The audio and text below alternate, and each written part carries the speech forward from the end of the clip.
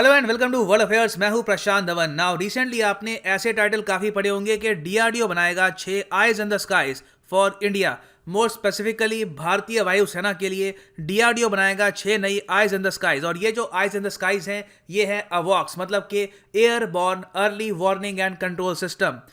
खास बात यह है कि डीआरडीओ क्या करेगा कि एयर इंडिया के प्लेन लेगा, उन्हें मॉडिफाई करके उस पर माउंट करेगा एक रेडार और उससे हमारे तैयार होंगे अवॉक्स। ना ये क्या है, अवॉक्स बेसिकली काम कैसे करता है, रिसेंटली न्यूज में कैसे था, ये सब मैं आपको बताऊंगा।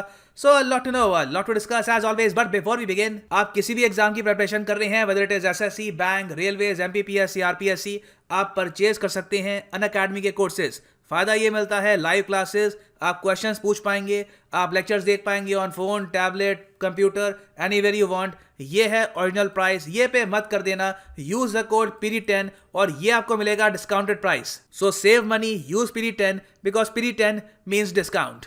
ना बहुत ही लंबे समय से ये बात चल रही थी कि भारतीय वायुसेना को जो अवॉक्स चाहिए, मतलब कि airborne early warning control system, इसका ब्लॉक 2 ये कैसे बनेगा, डीआरडीओ इसको कैसे बनाएगा। अब इस पर कुछ क्लैरिटी आ रही है। गवर्नमेंट सोर्सेज ने यह बताया है वेरियस मीडिया आउटलेट्स को कि अब प्लान चल रहा है कि डीआरडीओ को हम देंगे 10,500 करोड़ का एक प्रोजेक्ट। इसके अंडर डीआरडीओ क्या करेगा कि एयर इंडिया के लेगा प्लेन्स और उस पर माउंट करेगा मेड इन इंडिया रेडार। और ऐसे हम तैयार करेंगे 6 अवॉक्स जो ऑल ओवर इंडिया डिस्पर्स होंगे और इंडिया की निगरानी करेंगे। ना यहाँ पे आपको जानना होगा कि airborne early warning and control system है क्या। सो ये इसका एक बहुत ही अच्छा एग्जांपल है। नाउ यहाँ पे आप देखेंगे नीचे एयरक्राफ्ट। नाउ एयरक्राफ्ट जरूरी नहीं है कि आपको कोई स्पेसिफिक यूज करना है। ऑफ कोर्स आपको एक लार्ज एयरक्राफ्ट चाहिए जो काफी एक वेट कैरी कर पाए। इसमें डिपेंड करता है कि ऊपर जो airborne early warning control system है इसकी क्या रिक्वायरमेंट है, इसका क्या वेट है, उसके हिसाब से आप नीचे का जो एयरक्राफ्ट है ये चूज कर सकते हैं। सो जब ये टेक ऑफ करेगा ये बन जाएगा एक उड़ता हुआ रेडार। इमेजिन करिए कि 50-60 फाइटर एयरक्राफ्ट कहीं पे जा रहे हैं बॉम्बिंग के लिए और उनको इंश्योर करना है कि उनके मिशन के दौरान दुश्मन के एयरक्राफ्ट उन पे अटैक ना कर दे।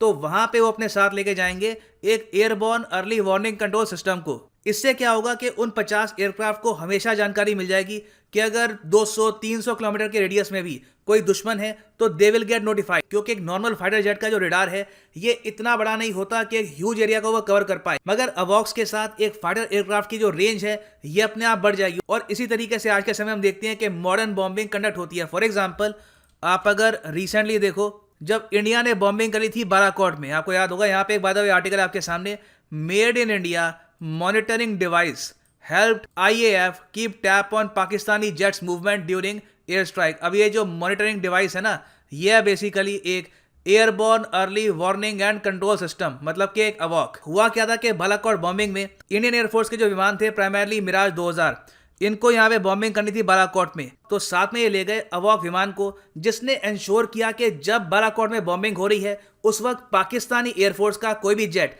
इंडियन एयरफोर्स के जेट को अटैक ना कर पाए। और बाय द वे जिस अवॉक को यूज किया गया था इन बालाकोट बॉम्बिंग, इसका नाम है Netra, DRDO airborne early warning and control system Netra. ये आप देख पाएंगे, इसकी फोटो है। यहाँ पे क्या किया डीआरडीओ ने कि नीचे का जो एयरक्राफ्ट है ये लिया है ब्राजीलियन ERJ-145 और इसके ऊपर यहाँ पे माउंट कर रखा है एक रेडार। तो इस तरीके से इसने काम किया और इसने काफी अच्छा परफॉर्म किया है। इवन दो जो इसकी रेंज है ये कंप्लीट 360 नहीं है।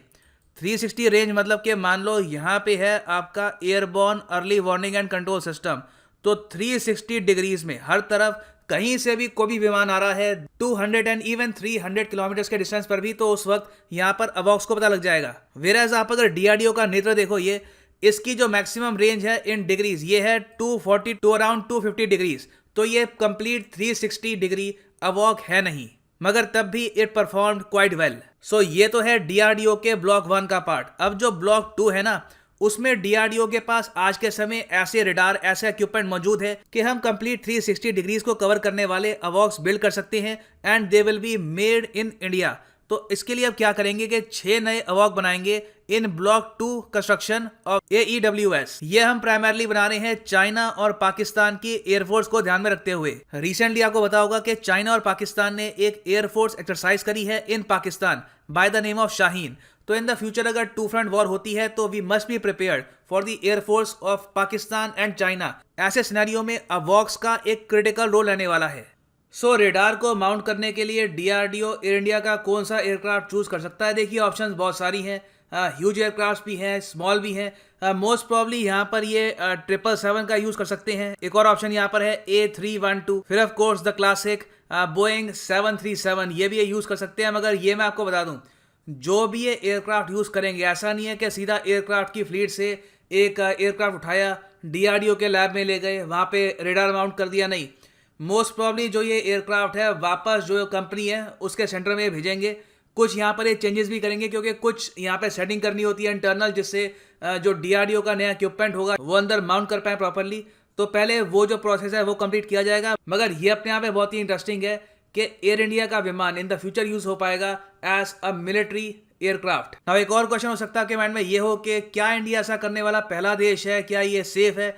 ये प्रैक्टिस काफी हद तक सेफ है। इससे पहले कई देश हैं जिन्होंने airborne early warning and control system इस तरीके से बिल्ड किए हैं। तो ऐसा नहीं है कि हम यहाँ पे कुछ रिस्क ले रहे हैं, अपनी सिक्योरिटी को अंडरमाइन कर रहे हैं। It is very much practice around the world. हम बस इंडिया में पहली बार ये कर रहे होंगे विद एयर इंडिया एयरक्राफ्ट्स। और अगर मान लीजिए कि एक बोइंग 737 पर इस तरीके से जो रेडार है ये माउंट करते हैं, तो कुछ ऐसा दृश्य हो सकता है कि देखने को मिले which will be very special.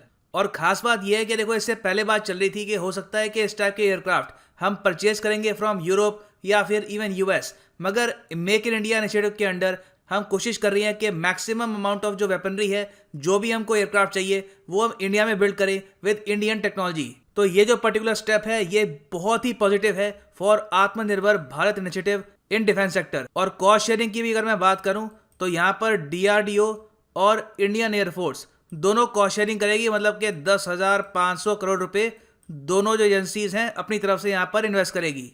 और एक बार जब ये 6 अवॉक्स बन जाएंगे तो basically they will be India's eyes in the skies. आप अगर यहाँ पे देखिए, हम आराम से जो 6 अवॉक्स है उसमें से 2 यहाँ पर प्लेस कर सकते हैं नियर द पाकिस्तान बॉर्डर, हम 2 प्लेस कर सकते हैं नियर लद्दाख, या फिर इवन एक हम प्लेस कर सकते हैं नियर द नॉर्थ ईस्ट, और एक प्लेस कर सकते हैं नियर बे ऑफ बंगाल, और एक अरेबियन सी।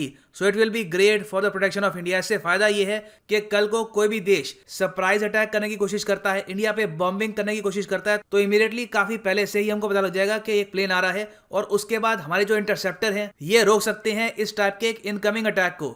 ना एक और क्वेश्चन ये हो सकता है कि क्या airborne early warning and control system के प्लेन्स अटैक कर सकते हैं? Can they fire missiles? तो यहाँ पे जो सही आंसर है ये है नहीं।